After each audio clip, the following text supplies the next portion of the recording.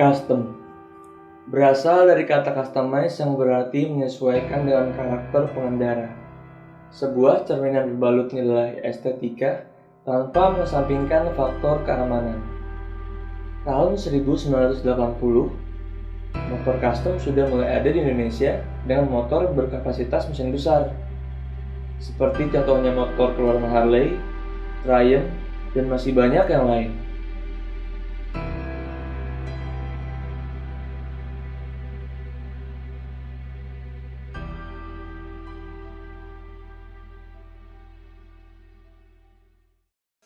Itu tahun berapa tuh?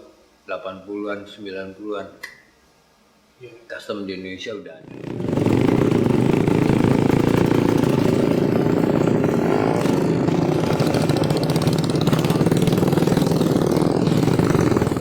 Makanya ada kecenderungan tiap orang tuh punya hal ini gue loh.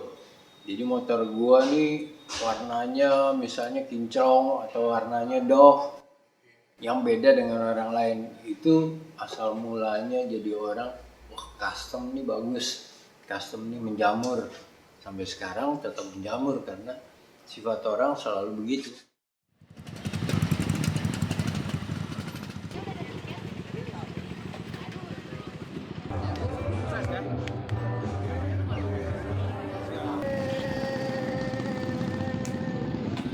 Beberapa masyarakat yang mengcustom motornya bertujuan agar lebih tampil beda dengan pengendara motor lain. Mulai dari merubah bagian rangka sampai bodi yang digantikannya semenarik mungkin. Paling berkembang kalau zaman dulu pasti Jakarta, karena ya apa aja ada di Jakarta, di kota lain kan ngikut doang. Jakarta habis itu pindah ke Bandung, sekarang ada di Jogja, di Bali, hampir semua kota besar.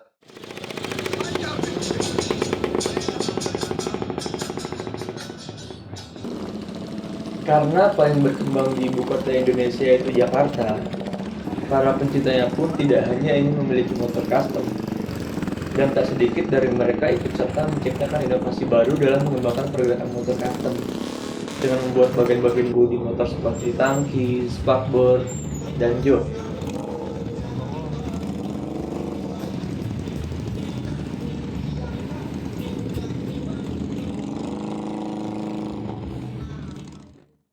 Kalau yang memang di custom, di desain dan lain-lain, itu mulai populernya di motor-motor yang lebih gede cc-nya. Lebih terlebih ya karena Harley itu punya merek tersendiri, jadi lebih cepat orang, wah custom itu motor Harley atau motor gede lainnya gitu. Motor-motor antik atau motor-motor ini Inggrisan.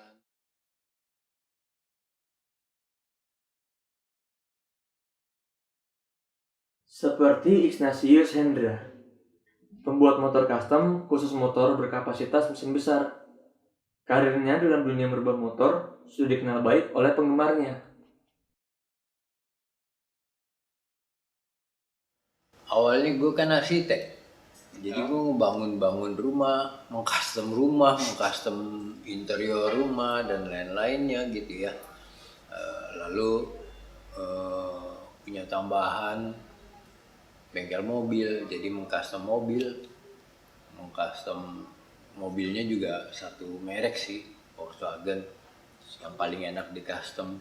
Mau dibongkar, mau dirubah, mau diapain aja itu mobil cocok gitu dan gampang. Habis itu baru merambah ke motor. Kenapa motor gede? Karena ya kalau motor kecil tuh kayaknya tanggung deh custom motor kecil. Misalnya beli motor gede itu zaman dulu udah mahal tuh 50 juta. Kita menambah untuk merubah motor itu jadi bagus, itu kan mahal juga. Biker Station, bengkel yang ia buat dalam mengekspresikan karya-karya gilanya itu.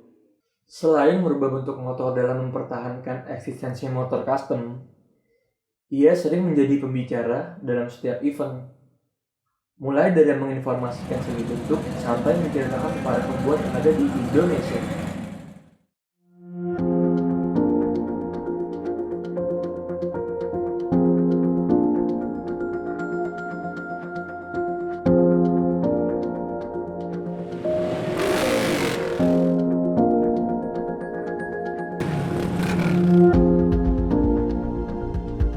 Kita pernah bikin satu motor yang tersulit dan agak nggak mungkin, tapi tercepat.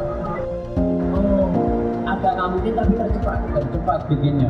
Karena apa? Karena dipaksa oleh siapa? Dipaksa oleh bukan customer, tapi dipaksa oleh yang saya. Ini boleh bilang ketika lo ingin mengcustom motor mau itu setahun 2 tahun segala macam ya serahin aja sama buildernya. Iya. Lu mau percayakan kepada mereka itu tuh. Yang pasti nggak pernah lihat dari majalah atau buku yang udah ada. Jadi langsung ide sendiri gitu. Soalnya kalau lo berdasarkan bikin motor berdasarkan majalah lain gitu, ntar jadinya juga kayak itu. Jadinya kan kayak plagiat.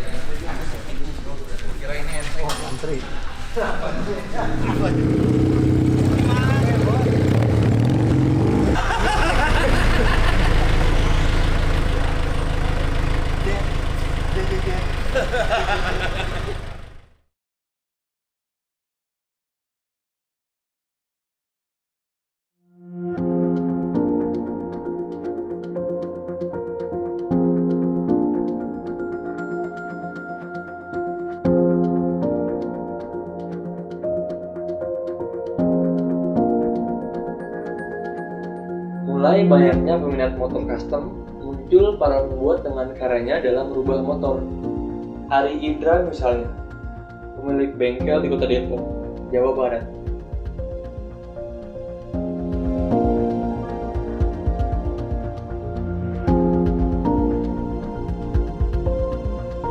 Street Art Custom. Sudah 30-an motor bergaya klasik retro lahir dari bengkel Frey yang sering disapa Ari ini.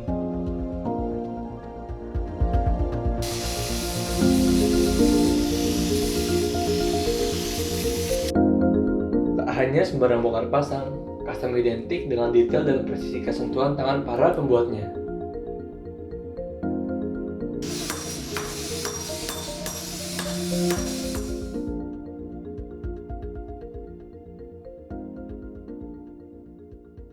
Kenapa street art? Karena buat gue, karena gue orang seni, street itu artinya jalanan dan artnya itu kan seni, tapi ada S yaitu jamak artinya custom ya, modifikasi.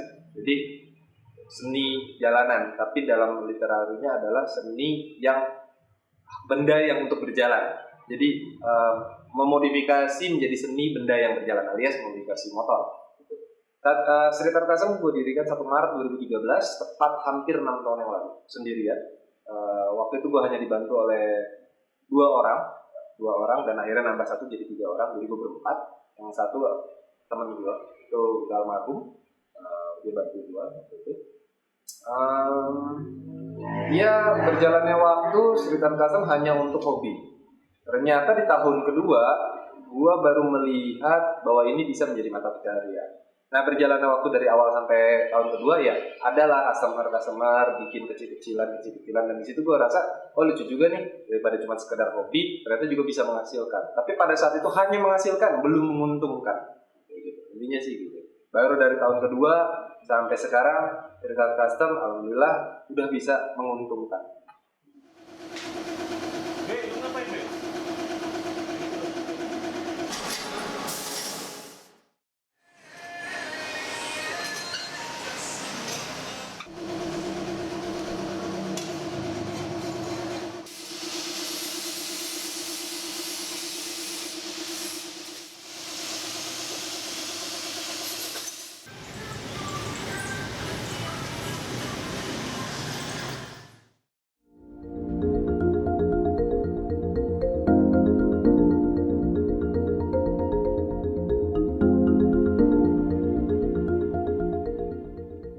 Selain membuat motor custom, tak jarang Ari Indra pun menjadi juri dalam setiap kontes motor custom.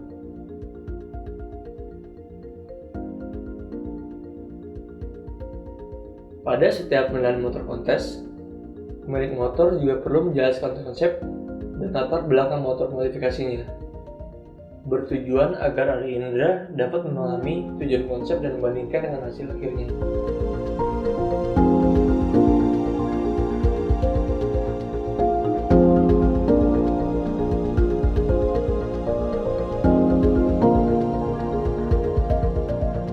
Kita ngobrolin lagi, tapi kalau dalam metode menilai ya, yang dinilai itu pertama adalah original atau misalnya uniknya di mana? Motornya bisa terbang, menang tuh, tapi bisa nggak terbang? Jadi harus jelas, harus jelas.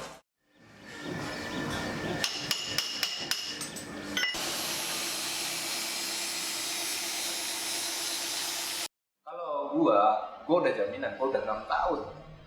Lu udah nggak usah no doubt lah, nggak usah berdebat mengenai mas kualitasnya gimana bikin di street art, mas gimana. Gue udah 6 tahun, 1 Maret besok 6 tahun, jadi udah bukan memusingkan mengenai kualitas gue, karena gue udah punya SOP dan gue udah punya orang-orang yang loyal di belakang. Karyawan gue saat ini 14 orang, target di Januari sampai Maret itu 25 orang, jadi gue punya standar operasional prosedur yang nggak perlu lagi gue utak-atik. Itu udah merupakan standar operasional prosedur gue yang pasti akan di jalannya akan upgrade. Tapi untuk sekarang udah nggak perlu lah untuk logo ini. Untuk kalau lu udah ngomong logo ini yang ada di dada kiri gue, kalau kualitas sudah nggak usah.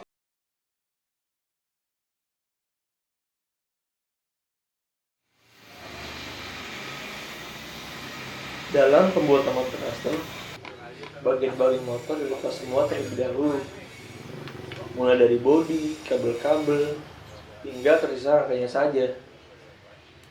Setelah semuanya selesai terlepas, masuk ke bagian pembentukan rangkai yang diinginkan.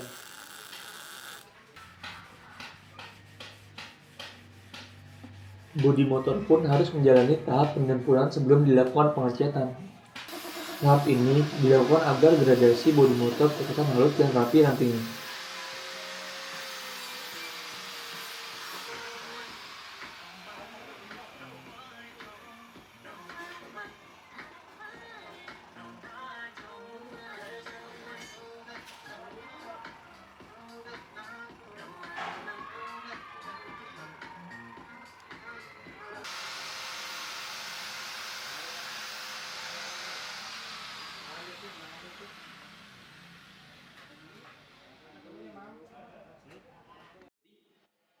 Kalau lu udah ngomong street art custom, udah nggak usah ngomong lagi mengenai kualitas, tapi lu udah ngomong lagi what next. Apa yang bisa gua kasih untuk negara ini melalui karya-karya gua, melalui bisnis-bisnis gua. Jadi seperti itu. Intinya sih udah nggak perlu ngomongin lagi mengenai ngentengnya gimana, modifnya gimana, cara ini gimana, nanti kuat enggak alasannya. Itu semua udah selesai dan gua udah punya SOP.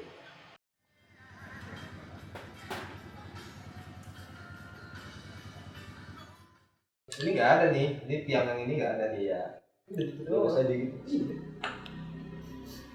Emang gitu doang. Nggak ada variasi.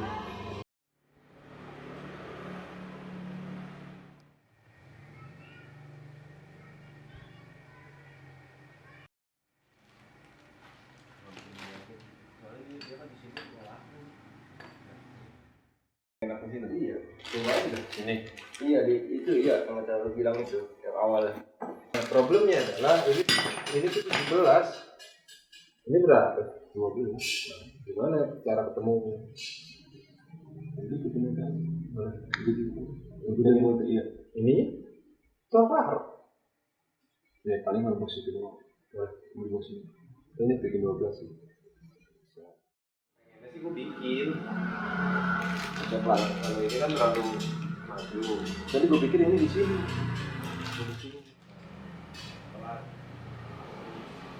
Buat bautnya masuk ke sana. Kita bikin di sini nih.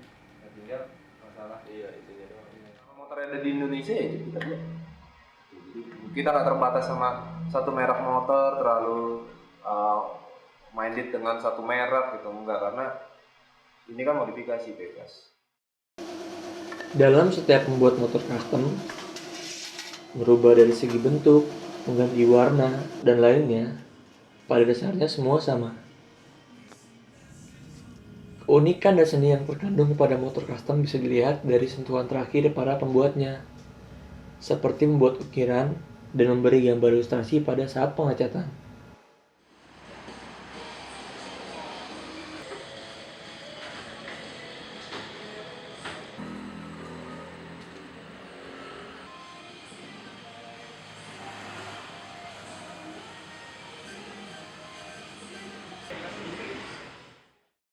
Jangka panjang, gue masih mensasar revolusi industri 4.0. Intinya gitu. Sekarang kan lagi digalakkan revolusi industri. Jadi itu yang akan gue arahin. Berbeda mungkin dengan builder-builder lain atau rumah garage modifikasi lain yang masih konvensional, yang masih mengandalkan cuma sekedar bikin karya yuk. Gue hanya sekarang pengembangan bagaimana proses branding, bagaimana proses pendidikan. Untuk gue juga punya akademi di sini, gue juga punya mensejahterakan karyawan, dan juga in dengan revolusi industri 4.0 yang mau gak mau 10 tahun lagi akan jalan. Ketika yang lain bengkel lain masih berkutik dengan bagaimana ngenteng yang bagus, bagaimana dengan idealisme mereka secara bikin karya, itu udah lewat bro, itu udah selesai. Sekarang adalah bagaimana gue tap in dengan industri, revolusi industri dan teknologi. Nah ini, dan mungkin akan jadi bengkel pertama yang menerapkan revolusi industri di dalam modifikasi.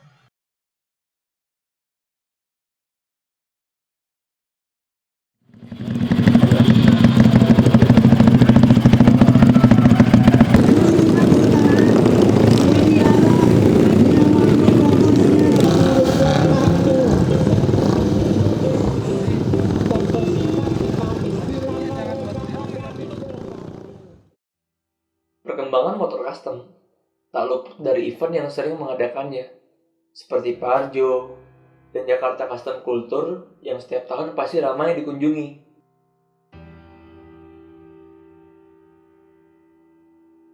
Maksud dari event tersebut bertujuan agar pencinta motor custom lebih puas melihat karya para pembuat dan menjadikan referensi bagi yang ingin memilikinya.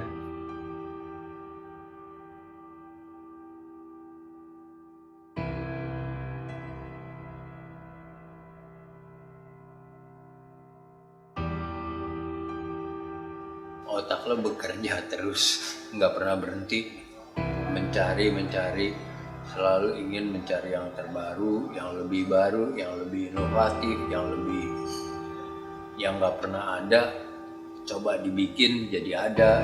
Come on, teman-teman yang masih muda, gitu. Jadi update dong dengan gitu-gituan, aware dengan gitu-gituan. Jadi nggak usah terjebak dengan nostalgia dengan builder-builder yang konon katanya menjadi legend pada waktunya, tapi saat ini udah nggak ada apa-apanya gitu.